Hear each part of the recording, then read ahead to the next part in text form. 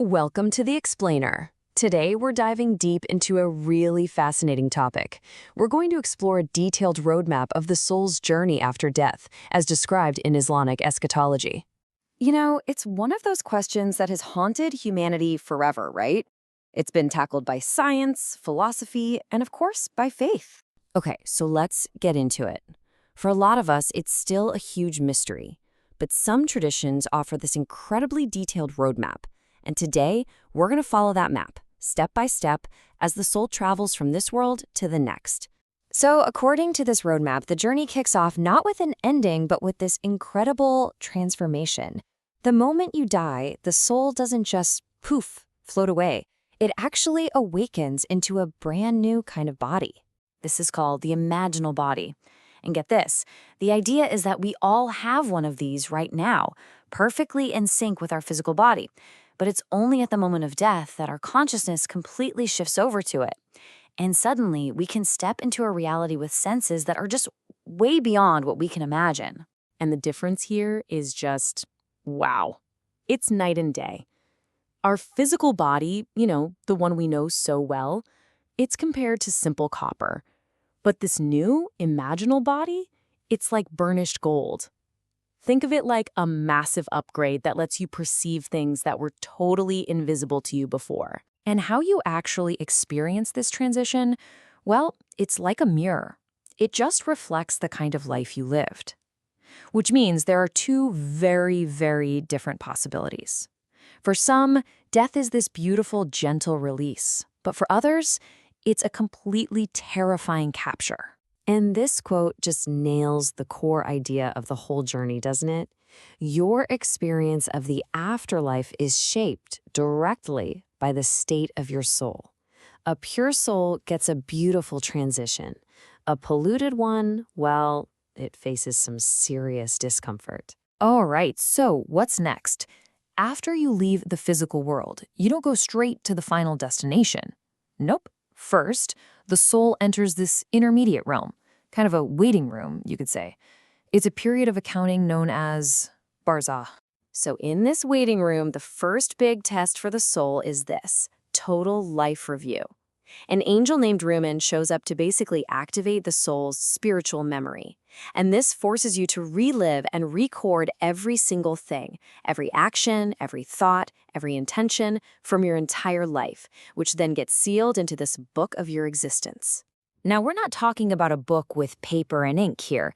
It's more like a book of pure experience. Imagine the total sum of your life, all the joy, all the regrets, every choice you ever made. All of it compressed down and literally fused into the essence of your soul. And after all that, you meet someone, a companion. But this isn't just some random guide. This being is the literal embodiment of your actions. So if your deeds were good, you get a beautiful companion. If they were evil, you get a repulsive one.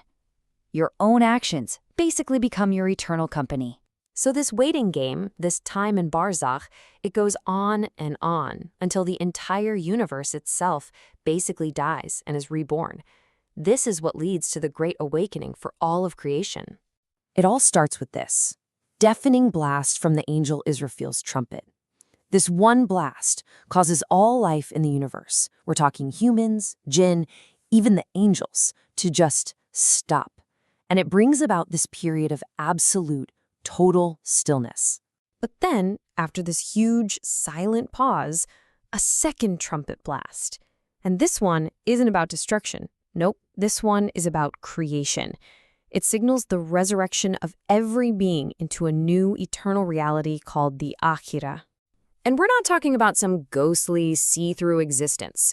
This is a full-on physical resurrection.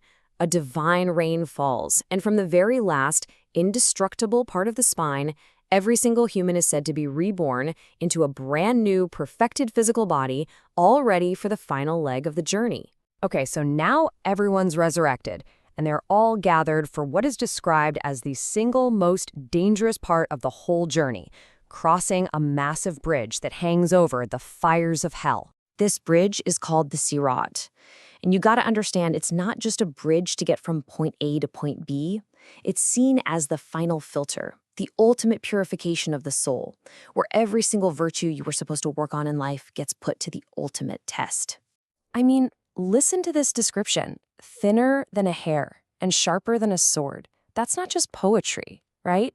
It's about the incredible razor-thin precision that you need to navigate this path. To make it across means your soul is perfected. There's literally no room for error. And it's not a straight shot either. Along the way, there are these stations, or you could call them hurdles. Each one tests a key virtue. You actually get stopped at each one. The station of trust, prayer, compassion, kinship, honesty, and you can't pass until that part of your soul is completely purified. And here's the kicker. This whole crossing happens in total darkness. The only light you have to see the way, it comes from your own faith. Those with really strong faith are said to just zip across like lightning. But those with weak faith, they stumble. Their light flickers, and the whole time the abyss of hell is waiting right below them. So, for those who make it across the Sirat, the soul finally arrives at its forever home. But, and this is a huge but, this home isn't some arbitrary reward or punishment that's just handed out. This brings us to a massive idea, the embodiment of deeds. The whole point is that paradise and hell, they're not just places you're sent to. They are worlds you have already built for yourself, with every thought, word, and action you took during your life. This table here really breaks it down perfectly. At the end of the day, your internal reality finally becomes your external reality, for good. A soul that was built on love and gratitude and truth, it manifests a world of peace. But a soul that was built on ego and conflict, it creates its own personal world of chaos and isolation. Which leads to the big takeaway from all of this. This roadmap suggests that the journey to eternity and the kind of world you'll end up in, it doesn't start when you die. It's starting right now, with every single choice we make.